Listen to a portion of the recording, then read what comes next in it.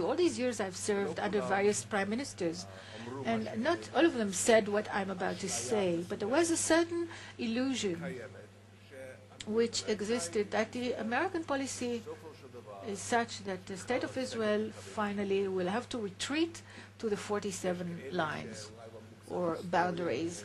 Some have studied history and will perhaps quote the Rogers Plan from the 1970s with insubstantial alterations, but it was a kind of a given assumption, given acquired assumption shared by most politicians in Israel, and it is simply incorrect.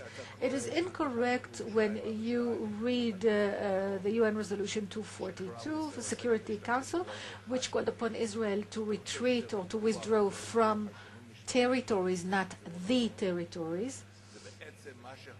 And so this is what led, in fact, what governed the language of 242 was a decision by the most senior American levels at the time.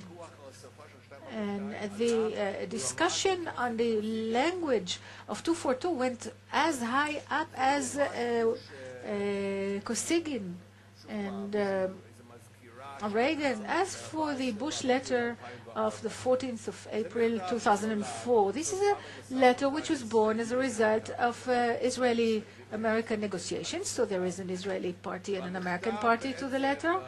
I'm not going to analyze the entire letter, but there are three sentences, phrases which are relevant to our discussion today.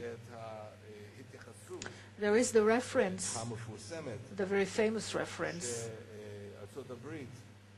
whereby the United States established that in view of the new reality created on the ground, including the large existing Israeli population concentration, it would not be reasonable to expect that the end of the negotiations would be a return to the 49 lines.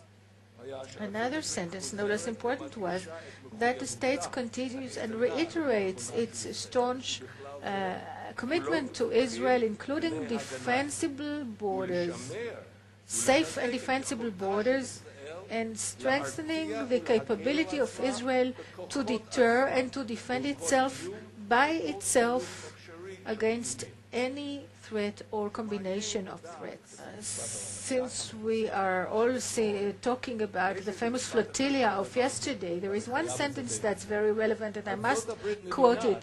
The United States understands that after Israel withdraws from parts of Gaza and Judea and Samaria, and until there will be other arrangements, the existing prevailing arrangements regarding monitoring of the aerial space, the territorial waters, and the land passages in Judea, Samaria, and Gaza will remain in force.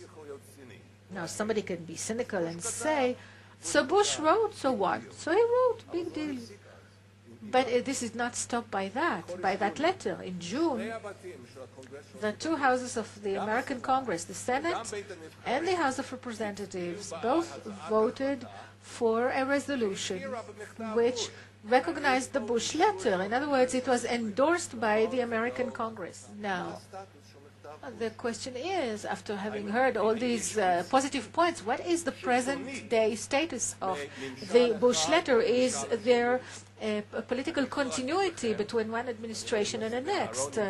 I can tell you, and I see that Yossi Ben Aaron, who's here, I know he negotiated with James Baker on the letters before the Madrid conference. I can tell you that there is such a continuation, such a continuum. Eitan Ben-Tzur will certainly remember that very well as well. There was the question of the Ford letter on the Golan Heights.